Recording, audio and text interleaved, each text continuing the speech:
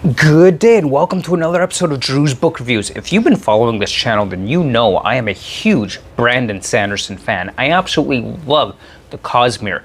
And of course, the two primary series within his Cosmere are Mistborn as well as the Stormlight Archive. Today, I wanted to do a quick little video of kind of comparing the two, their magic systems, the type of creatures and aliens that we have in each series, how it all works, how they're similar, and how those similarities are also different. So I wanted to pick a few different aspects of each story and just kind of talk about it a little bit. So if you're interested in what I have to say about Mistborn versus Stormlight, stay tuned because that's coming right up here on Drew's Book Reviews.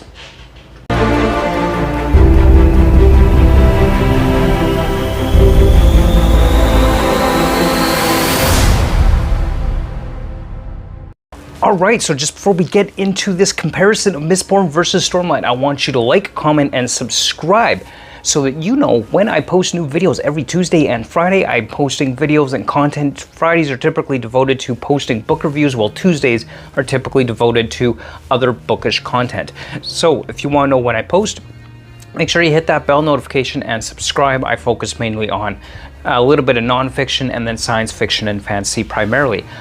If you were interested in science fiction, fantasy, and the occasional nonfiction bookish related content, make sure that you hit that like button and subscribe. You could join me over on the Discord as well, where we can have a great conversation. That'll be linked below. You could also join me over on my Bookstagram. All right, so let's get into it. Let's talk about Stormlight versus Mistborn. Okay, also keep in mind, as this is a comparison between Stormlight Archive and Mistborn, there likely will be spoilers for both series in this video. So if you have not read the series and you don't want spoilers, you have been warned. There will likely be some spoilers in both videos. So keep that in mind before you proceed further. And, you know, let's get into it. Let's get into the comparison between Stormlight and Mistborn.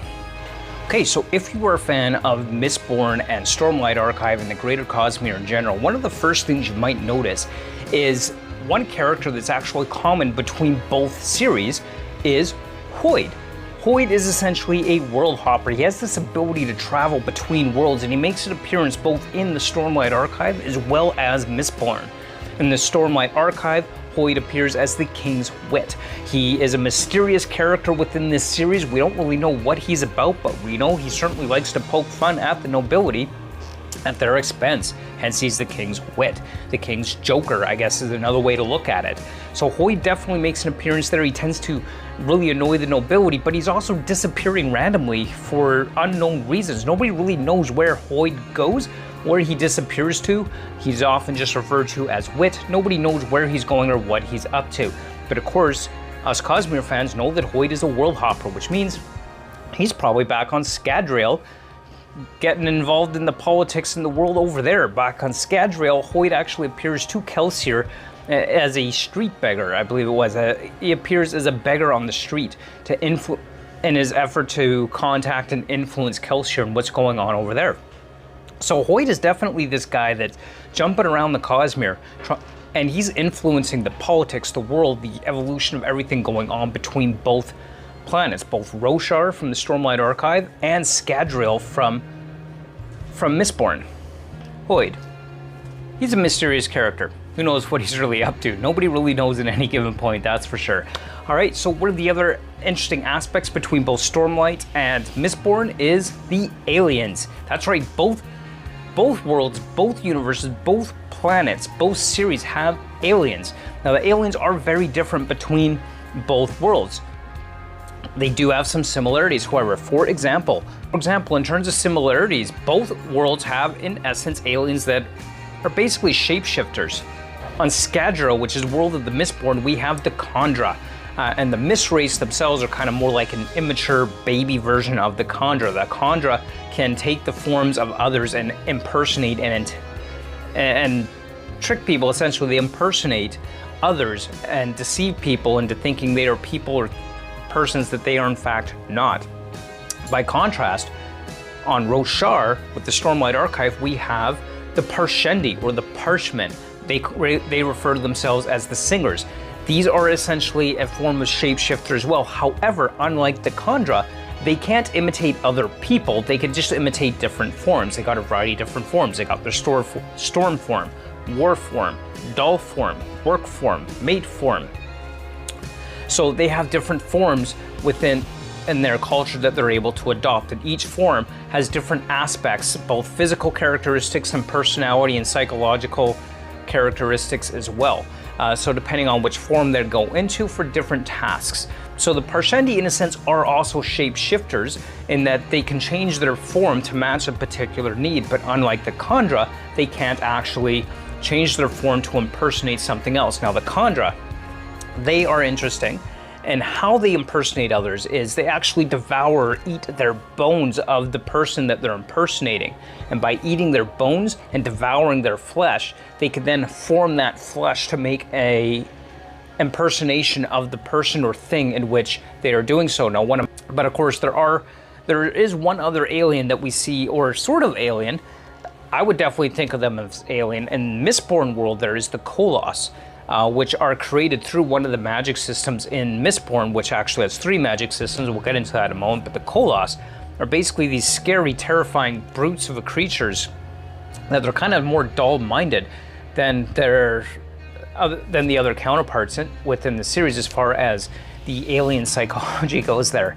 But yeah, definitely each series has their kind of own alien and alien culture associated with that, and I really like the culture has been fleshed out with both, whether that's the Khandra or the Mist race is kind of the baby version, or also the Parshendi from Stormlight Archive. They both have kind of their culture, and both are kind of up against conflict. Now, what's interesting is in, of course, the Stormlight Archive, the Parshendi are the greatest threat in the army, where the Koloss in Mistborn are the greatest threat and the enemy, essentially, and have to be basically controlled. Now, in both cases, the Parshendi are also dominated by humans, but in Parshendi have their own culture. They have their own army. So not all the Parshendi are actually dominated by humans, just the Parshmen, which have basically become this slave class of Parshendi, which is interesting. It kind of leads us into something else. Both worlds have their slave class, essentially. So what we have here in the Stormlight Archives is a division between the Light Eyes and the division between the Dark Eyes, and this separates the two cultures. But what's interesting about the Stormlight Archive is that while the Dark Eyes are basically a slave class, they at least can earn some money within their culture, whereas the Parshmen in Stormlight Archive, they're servants, they're slaves, they don't earn money, they are owned property that are bought and sold. Now, occasionally, of course, you can have some Dark Eyes in the Stormlight Archive who are also subjected to slavery, but it's not kind of the default setting for them. You have to be sold into slavery, or you've committed some crime and their punishment is you become a slave, something along those lines. It's not always because you're a Dark Eyes, you're by default that slave class, but the Parshendi, or the Parshmen in Stormlight Archive, like, they are slaves and servants across the board. So that's an interesting contrast between both Mistborn and Stormlight Archive. Both have their slave class. Both are divided by different aspects. The slave class in Mistborn is the Ska, simply referred to as the Ska. So these are not noble. They generally don't have the magical abilities or powers that you get in the noble class within Mistborn. Whereas in Stormlight Archive, it's divided by eye color, essentially. The Light Eyes would be the noble ruling class, whereas the Dark Eyes would be the subjugated class, or the lower class within the Stormlight Archive world. Also, within the worlds of Mistborn and Stormlight Archive, there are 2 different magic systems, yet they still have kind of their similarities between both magic systems. Magic system on Roshar is Stormlight infused. Now, there's kind of 2 aspects to this. Is in order to obtain the magical powers available through the Stormlight, you have to basically not only just take Stormlight into yourself, but you also have to be able to bond with a Spren who kind of imbued you with the powers of Stormlight. So not everybody gets this. This isn't something that you're born with, but something that basically just happens to you. And depending on what your magical abilities from the creation of Stormlight happen to be, is based quite a bit on what type of Spren you end up bonding. So there are different, essentially this results in different orders. There are 10 different orders of Knights Radiance, which are the ones that get these powers. Each order of the Knights Radiance gets different powers. That's a whole different video, but essentially, as I mentioned, there are 10 orders of Knights Radiance. With contrast, in Mistborn and on Scadro, the magic system is is done through the use of actually metal. There's actually a division of 3 different types of magic within the Mistborn world. The primary magic is allomancy, and there's basically 2 different ways that you can practice allomancy. There is being a Mistborn, which gives you the ability to use all the metals in the system, or there's just a misting, which means you have the ability to have, 1 or 2 different types of powers that you could basically accomplish or access through the burning of these metals. You basically swallow these metals and then you burn the metals, and that brings out your allomantic power. And like on Roshar, both systems have 10 options, essentially. There's 10 orders of the Knights Radiant, and then back on Scadrial with Mistborn, we got 10 different allomantic powers, essentially, composed through these metals. At the end of the day, just the different metals that are aspects of what they give you the ability to do and how they function, that would be a whole different video all on its own. But the interesting thing, again, with the Mistborn magic system is that there are multiple different. So allomancy involves the burning of metals that you ingest to